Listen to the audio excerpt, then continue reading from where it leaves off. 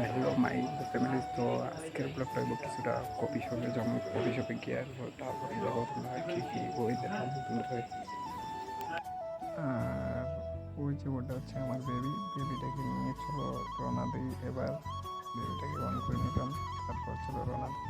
আর যেহেতু coffee shop, তাই আমরা রাত্রে যাচ্ছি, কারণ আমার ফোনের ক্যামেরাও তো একটা ভালো না, কারণ আমার কাছে তো আইফোন নেই। তারপর রাস্তার ভিউটা কেমন লাগে, ভিডিওটা বড় রাত্রের ভিউটা।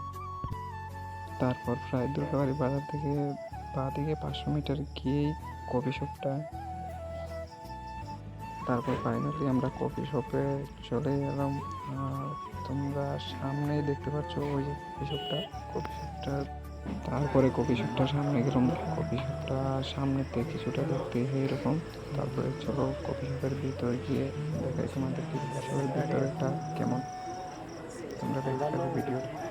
তারপরে কফি শপের ভিতরে গিয়ে বসে তোমরা সামনেই দেখতে পাচ্ছ মেনু কার্ডটার ভিতরে সব কিছু লেখা আছে, প্রাইস টাইস সব কিছু আছে। তারপর ভিতরের ভিউটা দেখো। তারপরে ভিতরের ভিউটা কিছুটা এরকম। আর আমি প্রথমবার ব্লগ বানাচ্ছি, তাই এত ভালো করে বানাতে পারছি। আর তারপর আমরা অর্ডার করলাম 3টে কফি, প্লেট মোমো।